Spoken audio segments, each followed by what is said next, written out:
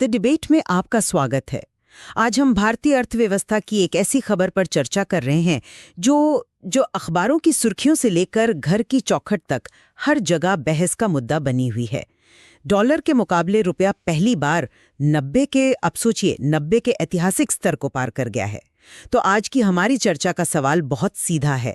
रुपए में आई ये भारी गिरावट क्या हमारी अर्थव्यवस्था के गहरे संकट और कुप्रबंधन का संकेत है, या फिर जैसा कुछ विशेषज्ञ कह रहे हैं, ये आने वाले समय में भारत के लिए एक छिपा हुआ अवसर और एक रणनीतिक फायदा हो सकता है।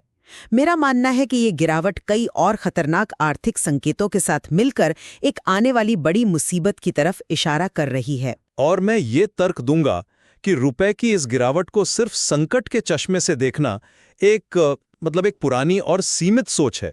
हमें यह समझने की जरूरत है कि ये आज की वैश्विक प्रतिस्पर्धा में भारत के लिए एक जरूरी कदम हो सकता है जो हमारे निर्यात और मेक इन इंडिया को मजबूती देगा।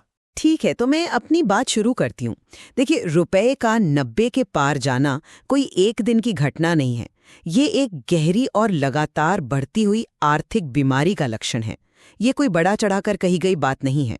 आज हमारा रुपया एशिया की सबसे खराब प्रदर्शन करने वाली मुद्राओं में से एक है, और इसके कारण भी किसी से छिपे नहीं हैं। विदेशी निवेशक, जिन्हें हम FPIs यानी फॉरेन पोर्टफोलियो इन्वेस्टर्स कहते हैं, वो इस साल भारतीय बाजार से लगभग 2 लाख करोड़ रुपए निकाल कर ले जा चुके हैं। ये साफ तौर पर दिखाता है कि उनका हमारी अर्थव्यवस्था पर से भरोसा कम हो रहा है। इसके साथ ही हमारा व्यापार घाटा, मतलब हमारे आयात और निर्यात के बीच का जो अंतर है, वो लगातार बढ़ता जा रहा है। रिजर्व बैंक ने रुपए को संभालने के लिए अपने खजाने से करीब 40-42 बिलियन डॉलर खर्च कर दिए, लेकिन नतीजा सिफर रहा। और इसका सबसे बुरा असर वो आम आदमी पर पड़ रहा है। पेट्रोल डीजल महंगा हो रहा है, जिससे महंगाई बढ़ रही है। हमारे लोन की EMI महंगी हो रही है, और बच्चों की विदेश में पढ़ाई से लेकर इलाज तक सब कुछ हमारी पहुंच से बाहर होता जा रहा है। ये एक नाकाम होती आर्थिक नीति का जीता जागता सबूत है। मैं आपकी बताई हुई चुनौतियों को नजरअंदाज नहीं कर रहा, लेकिन मैं इसे बिल्कुल अलग नजरिए से देखता हूं। रुपए की गिरावट को सिर्फ एक बीमारी के तौर पर देखना हमें पूरी तस्वीर समझने से रोकता है। हमें इसे आज के वैश्विक माहौल में समझना होगा, जहां चीन से लेकर वियतनाम तक हर देश अपनी मुद्रा को प्रतिस्पर्धी रखकर दुनिया के बाजार पर कब्जा करना चाहता है। नीति आयोग के पूर्व उपाध्यक्ष राजीव कुमार जैसे कई बड़े अर्थशास्त्री भी यही मानते हैं कि एक हद तक कमजोर होता रुपया असल में भारत के लिए एक मौका है। आप सोचिए, जब हमारा रुपया सस्ता होगा तो दुनिया के लिए भारत में बना सामान भी सस्ता हो जाएगा। इससे हमारे निर्यातकों को, हमारे छोटे बड़े उद्योगों को वैश्विक बाजार में एक बड़ा फायदा मिलेगा और देश में डॉलर आएगा। ये जो मजबूत रुपया वाली बात है ना, अब पुरानी हो चुकी है। ये सुनने में अच्छा लगता है, पर आज की हकीकत में ये हमारे मेक इन इंडिया जैसी पहलों के रास्ते का रोड़ा बन सकता है। इसलिए ये कोई संकट नहीं, बल्कि एक सोची समझी रणनीति का हिस्सा हो सकता है, ताकि भारत एक बड़ी मैन्युफैक्चरिंग पावर बन सके। ये तर्क सुनने में तो बहुत आकर्षक लगता है, लेकिन जमीनी हकीकत इसके बिल्कुल उलट कहानी कह रही है। अगर कमजोर रुपया वाकई विदेशी मुद्रा को खींचने वाला चुंबक है, तो फिर विदेशी निवेशक यहां से भाग क्यों रहे हैं? अभी हाल ही में उद्योगपति उदय कोटक ने एक बहुत महत्वपूर्ण बात कही। उन्होंने कहा कि अगर आप डॉलर में देखें तो निफ्टी ने पिछले 1 साल में 0 रिटर्न दिया है, और जो विदेशी निवेशक अपना पैसा निकाल रहे हैं वे स्मार्ट लग रहे हैं। यह आपके सिद्धांत और बाजार के व्यवहार के बीच एक सीधा टकराव है। आप अवसर की बात कर रहे हैं और बाजार में बैठे बड़े निवेशक खतरे का सायरन बजा रहे हैं। इसे आप कैसे समझाएंगे? मैं उदय कोटक की बात का सम्मान करता हूं, लेकिन हमें यह भी देखना होगा कि निवेशक एक ही तरह से नहीं सोचते। ये सच है कि विदेशी निवेशक पैसा निकाल रहे हैं, पर क्या इसका कारण सिर्फ भारत की अर्थव्यवस्था है? आज पूरी दुनिया में एक आर्थिक अनिश्चितता का माहौल है। अमेरिका में ब्याज दरें बढ़ रही हैं, यूरोप में मंदी की आहट है। ऐसे में निवेशक अक्सर भारत जैसे उभरते बाजारों से पैसा निकालकर सुरक्षित जगहों पर लगाते हैं। लेकिन सिक्के का दूसरा पहलू भी है, जिसे अक्सर नजरअंदाज कर दिया जाता है। स्रोत ये साफ बताता है कि जब विदेशी निवेशक बेच रहे हैं, तब भारतीय घरेलू निवेशक, यानी हमारे और आपके जैसे लोग और भारतीय फंड्स जमकर खरीदारी कर रहे हैं। इसे आप कैसे देखते हैं? क्या ये भारतीय बाजार में घरेलू भरोसे का एक मजबूत संकेत नहीं है? हो सकता है कि भारतीय निवेशक अपनी अर्थव्यवस्था की लंबी अवधि की ताकत को विदेशी निवेशकों से बेहतर समझ रहे हों। घरेलू निवेशकों का भरोसा अच्छी बात है, लेकिन सवाल ये है कि क्या ये स्मार्ट मनी है या सिर्फ एक भावनात्मक लहर। खैर, निवेशकों के भरोसे की बात एक तरफ रखते हैं। आपकी दलील का दूसरा और सबसे बड़ा स्तंभ रोजगार पर टिका है। आपने कहा कि कमजोर रुपए से निर्यात बढ़ेगा और नौकरियां पैदा होंगी। चलिए जरा जमीनी हकीकत में देखते हैं कि रोजगार पैदा करने के वादों का क्या हो रहा है। पीएम इंटर्नशिप योजना को ही ले लीजिए। लक्ष्य था 5 साल में 1 करोड़ युवाओं को इंटर्नशिप देना। बहुत बड़ा वादा था, लेकिन सरकारी आंकड़े क्या बताते हैं? पहले चरण में सिर्फ 206 छात्रों ने इंटर्नशिप पूरी की और उनमें से 100 से भी कम को नौकरी मिली। और इस योजना के विज्ञापन पर आप यकीन नहीं करेंगी 16 करोड़ रुपए से ज्यादा खर्च किए गए। तो नौकरियां कहाँ हैं? ये रोजगार पैदा करने का कौन सा मॉडल है जहां नतीजे से 100 गुना ज्यादा पैसा विज्ञापन पर खर्च हो रहा है? सकते हैं। किसी भी बड़ी योजना के शुरुआती नतीजे हमेशा उम्मीद के मुताबिक नहीं होते। देखिए, किसी भी बड़े आर्थिक बदलाव को जमीन पर उतरने और उसके नतीजे दिखने में समय लगता है। ये रातों रात होने वाला कोई जादू नहीं है। एक कमजोर रुपया विनिर्माण क्षेत्र को मजबूत करने के लिए एक नींव तैयार करता है। जब कंपनियां निर्यात में प्रतिस्पर्धी बनेंगी तो वो धीरे धीरे अपना आकार बढ़ाएंगी और तब जाकर स्थायी नौकरियां पैदा होंगी। ये एक स्थापित आर्थिक सिद्धांत है कि निर्यात आधारित विकास हमेशा रोजगार पैदा करता है। हमें धैर्य रखकर बड़ी तस्वीर देखने की जरूरत है, ना कि किसी एक योजना के शुरुआती नतीजों से घबरा जाने की। मैं इस बड़ी तस्वीर वाले तर्क से आश्वस्त नहीं हूं, क्योंकि समस्या सिर्फ एक योजना के नाकाम होने की नहीं है, बल्कि हमारी पूरी आर्थिक सोच की है। समस्या पूंजी के इस्तेमाल की है। चलिए, मैं आपको एक और चौंकाने वाला आंकड़ा देती हूं। कोटक इंस्टीट्यूशनल इक्विटीज के संजीव प्रसाद का एक विश्लेषण है जो हमारी आंखों को खोलने के लिए काफी है। उन्होंने बताया कि 2021 से 2025 के बीच भारतीय कंपनियों ने आईपीओ यानी शेयर बाजार में पहली बार अपनी हिस्सेदारी बेचकर लगभग $100 बिलियन जुटाए। बहुत बड़ी रकम है। जी, बहुत बड़ी। लेकिन इसका इस्तेमाल कहाँ हुआ? इसमें से 40% पैसा तो प्रमोटरों ने यानी कंपनी के शुरुआती मालिकों ने अपनी हिस्सेदारी बेचकर अपनी जेब में रख लिया।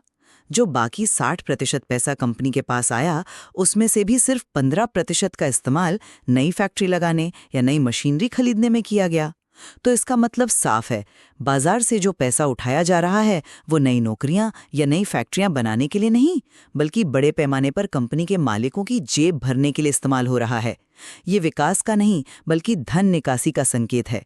ये तो ऐसा हुआ कि आपने घर बनाने के लिए लोन लिया, लेकिन उस पैसे से नई कार खरीद ली, घर तो बना ही नहीं। यह आंकड़ा वाकई चिंताजनक है और इस पर ध्यान देने की जरूरत है। लेकिन हर सिक्के के दो पहलू होते हैं। ये भी हो सकता है कि कंपनियां उस पूंजी का इस्तेमाल कर्ज चुकाने, किसी दूसरी कंपनी का अधिग्रहण करने या टेक्नोलॉजी को अपग्रेड करने जैसे जरूरी कामों में कर रही हों।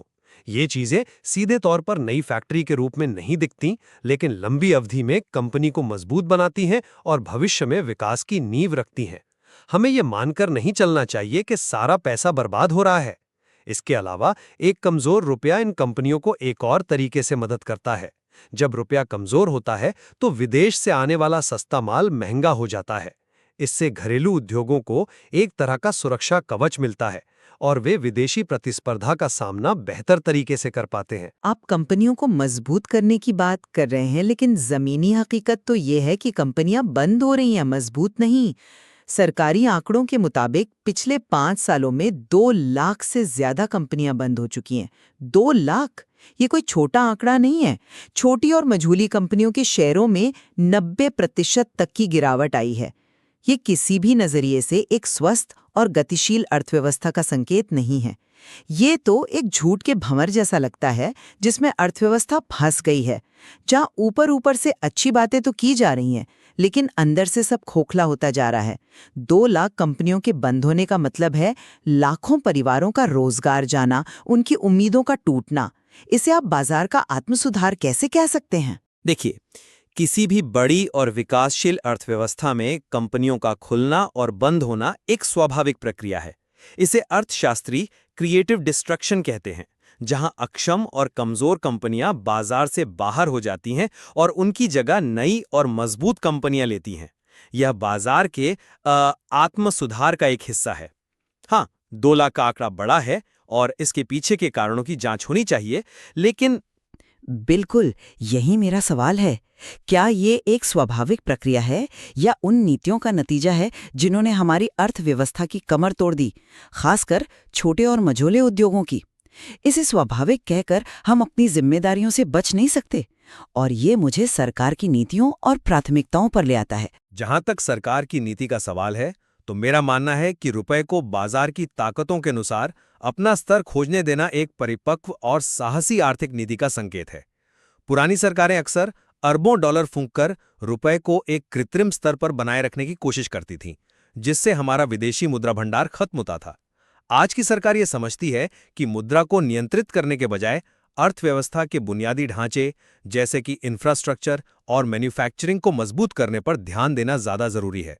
ये अल्पावधि में कठिन लग सकता है, लेकिन लंबी अवधि में यही देश की अर्थव्यवस्था के लिए सही रास्ता है। मैं इस तर्क को नहीं मान सकती। अगर ये एक परिपक्व और सोची समझी नीति है, तो सरकार की प्राथमिकताएं इतनी बिखरी हुई क्यों नजर आती हैं? जब अर्थव्यवस्था इतने मुश्किल दौर से गुजर रही है, तब असली मुद्दों को सुलझाने के बजाय ध्यान भटकाने वाले काम क्यों हो रहे हैं, जैसे कि पीएमओ कॉम्प्लेक्स का नाम बदलकर सेवा तीर्थ करना? यह नीतिगत परिपक्वता नहीं, बल्कि नीतिगत भ्रम को दर्शाता है। और सबसे बड़ा विरोधाभास तो ये है कि जो लोग 2014 से पहले रुपए की हर गिरावट पर सरकार को घेरते थे और इसे राष्ट्र के सम्मान में गिरावट बताते थे, वही लोग आज इसे राष्ट्र के लिए एक महान अवसर बता रहे हैं। यह सुविधा के अनुसार अर्थशास्त्र की परिभाषा बदलने जैसा है। यह नीति में निरंतरता की कमी को दिखाता है। देखना चाहिए। और जहां तक पुराने बयानों की बात है, तो समय के साथ आर्थिक संदर्भ बदलते हैं और नीतियां भी उसी के अनुसार बदलनी चाहिए। जो रणनीति 2014 के वैश्विक माहौल में सही थी, जरूरी नहीं कि वो आज के बदले हुए वैश्विक माहौल में भी उतनी ही कारगर हो। एक लचीली और समय के अनुसार ढलने वाली नीति अपनाना एक मजबूत सरकार की निशानी है, ना कि भ्रम की। आज की जरूरत निर्यात को बढ़ावा देना है और मौजूदा नीति उसी दिशा में एक कदम है। पैदा करने की बड़ी बड़ी योजनाएं जमीन पर नाकाम हो रही हैं।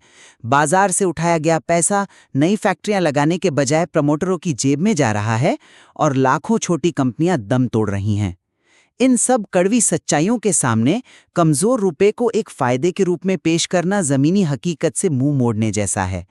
यह एक गहरे प्रणालीगत संकट का संकेत है, जिसे केवल सकारात्मक बातों और भविष्य के सपनों से ढका नहीं जा सकता। और मेरा सार ये है कि हमें रुपए के मूल्य को केवल एक संख्या या संकट के मीटर के रूप में नहीं देखना चाहिए। ये एक आर्थिक उपकरण है, एक लीवर है, जिसका इस्तेमाल भारत की वैश्विक प्रतिस्पर्धात्मकता को बढ़ाने के लिए किया जा सकता है। मैं ये मानता हूं कि इस बदलाव की एक कीमत है और अल्पावधि में आम आदमी पर इसका असर पड़ रहा है, जिसे नजरअंदाज नहीं किया जा सकता। लेकिन एक कमजोर रुपया लंबी अवधि में भारत के लिए निर्यात आधारित विकास और आत्मनिर्भरता की वो मजबूत नींव रख सकता है, जो अंततः देश के हर नागरिक के लिए फायदेमंद साबित होगी। आज की हमारी इस चर्चा से ये बिल्कुल साफ है कि रुपए की इस ऐतिहासिक गिरावट के आर्थिक मायने बहुत गहरे और जटिल हैं। क्या ये एक आने वाले संकट की आहट है या एक बड़े रणनीतिक बदलाव का हिस्सा? स्रोत में दिए गए तथ्य और आंकड़े दोनों ही दृष्टिकोणों को बल देते हैं। एक तरफ खस्ताहाल कंपनियों और भागते निवेशकों की हकीकत है, तो दूसरी तरफ एक वैश्विक मैन्युफैक्चरिंग हब बनने की महत्वाकांक्षा। अब यह हमारे श्रोताओं पर निर्भर करता है कि वो इन तर्कों का मूल्यांकन करें और अपना निष्कर्ष निकालें।